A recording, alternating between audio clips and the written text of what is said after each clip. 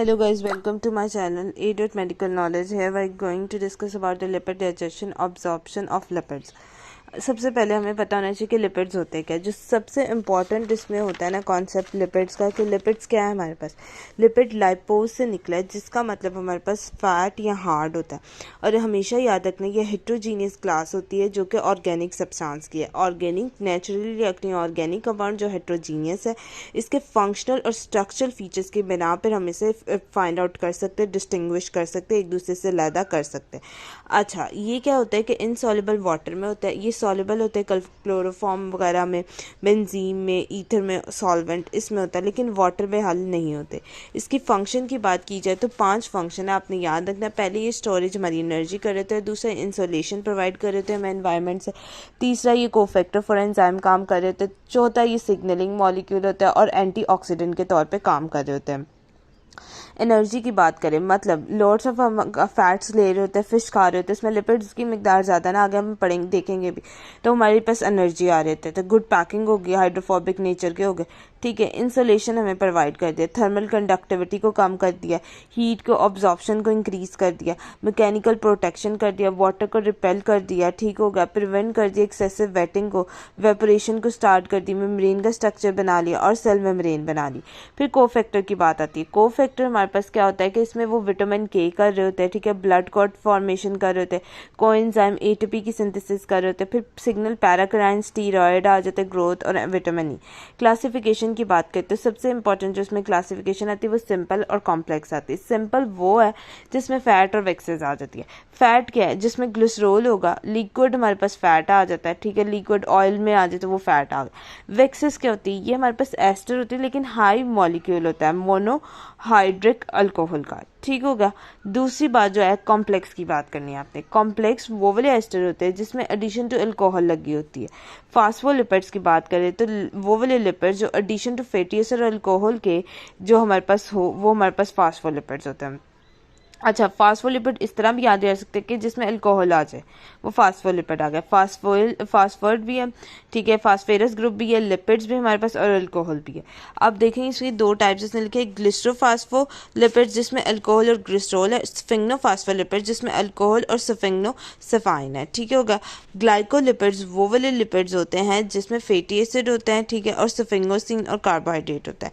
बस आपको ये पता होना चाहिए कि सिंपल है, एक कॉम्प्लेक्स है और फास्फोलिपिड है। अच्छा, ये फ्लो चार्ट देख ले जो कि इंपॉर्टेंट है। एक स्टोरेज लिपिड आता है और एक आता है मेम्ब्रेन लिपिड। स्टोरेज लिपिड वो होता है जो हमारे पास ट्राइग्लिसराइड होता है। ट्राइग्लिसराइड एक ग्लिसरॉल का देखे आप लगा हुआ और 3 फैटी एसिड लगे, तो ये हमारी बॉडी फैट बना रहा होता है ट्राइग्लिसराइड। दूसरा हमारे पास मेम्ब्रेन लिपिड आता है। मेम्ब्रेन लिपिड जो है वो ज़्यादा इंपॉर्टेंट है। क्यों लिपिड है? क्योंकि फिजियोलॉजिकली इनका रोल बहुत ज़्यादा आ रहा होता है।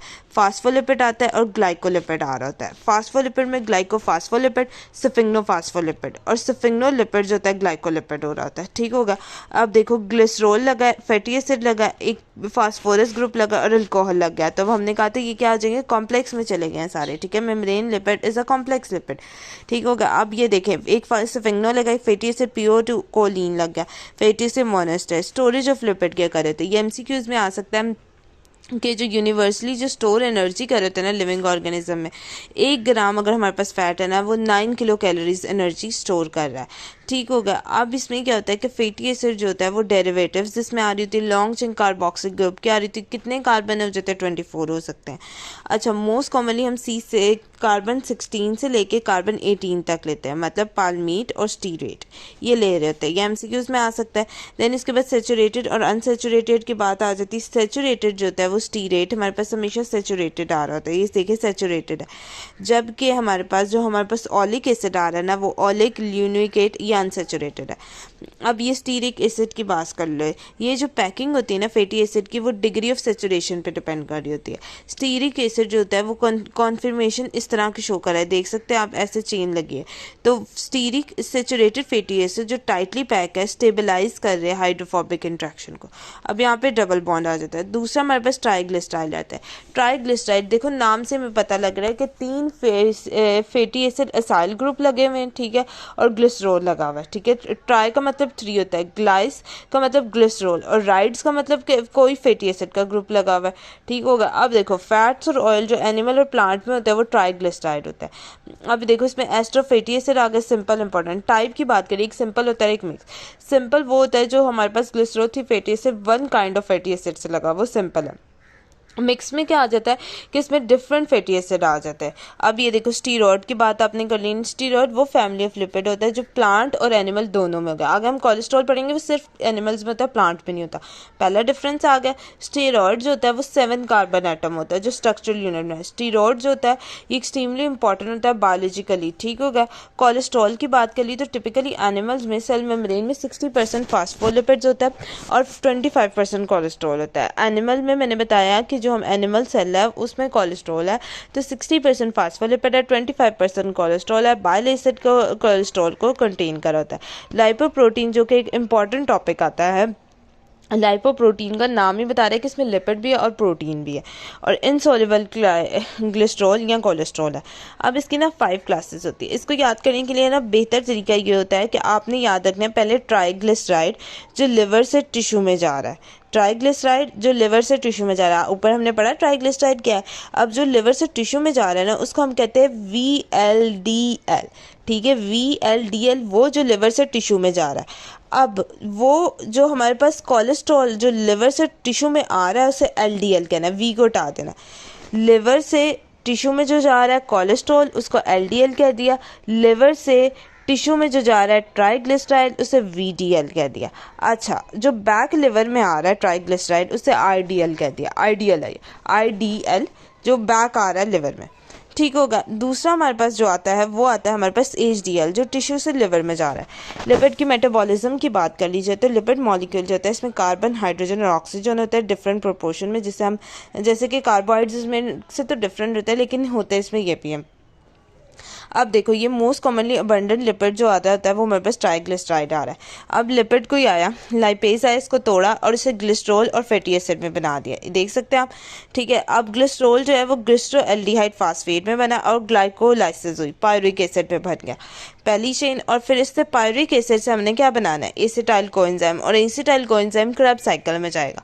ग्लिसरॉल से ग्लिसरोएल्डिहाइड, ग्लिसरोएल्डिहाइड फास्फेट से बना ग्लिसरो पायरुविक एसिड चला गया एसिटो कोएंजाइम में। फैटी एसिड से बना एटीपी कोएंजाइम। अब देखो NAD जा रहा है तो NADH मतलब ज़्यादा निकल रहा है, कम जा रहा है फिर D और हाइड्रोजन आयन के साथ निकल रहा है, इतना कि वो एक क्रब साइकिल में चले जाए। डायरेटरी लिपिड्स की बात की जाए तो डेली इनटेक लिपिड्स के मुताबिक 81 ग्राम हमारा USA के मुताबिक होना चाहिए।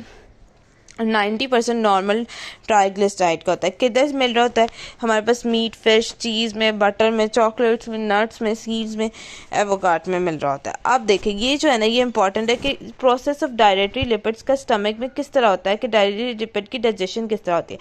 सबसे पहले हमारी डाइजेशन जो स्टार्ट होती है वो हमारी टंग में होती है, जो कि हमारी लिंगुअल लाइपेज कर रही होती है, जो कि हमारे पास ग्लैंड होता है। देन उसके बाद जो होता है इसके बाद ये आ जाती है स्टमक में। स्टमक में जब ये आ जाती है तो स्टमक में हमारे पास देखें हमारे पास गैस्ट्रिक आ रहा होता है, ठीक है, गैस्ट्रिक लाइपेज वो कर रहा होता है। स्टमक और जो हमारी टंग के दौरान की pH है 4 और 6 रहती है, 4 to 6 रहती है pH, ठीक है। अब यहाँ पे क्या हो रहा होता है डाइजेशन ऑफ लिपिड। अब हम इसका देख लेते हैं, मैंने ओवरव्यू आपको दे दिया कि लिपिड की डाइजेशन स्टमक में स्टार्ट होगी, जिसे कैटेलाइज किया लाइपेज ने, ओरिजिनेट हुई gland back to the tongue चलेगी, ठीक हो गया। हमने बता दिया टंग में स्टार्ट हुई लिंगुअल लाइपेज ने किया, स्टमक में गैस्ट्रिक लाइपेज ने किया। अब टैग मॉलिक्यूल जो पार्टिकली बना है वो जिसमें फैटी एसिड है, और अब इसमें फैटी एसिड टैग मॉलिक्यूल में क्या होता है ट्राइग्लिसराइड मॉलिक्यूल में शॉर्ट और मीडियम होता है, मतलब 12 कार्बन का भी होता है जैसे मिल्क में होता है, ठीक है। Primary target of this enzyme होता है। अब ये टैग जो होता है ये डिग्रेड हो जाता है बाय सेपरेट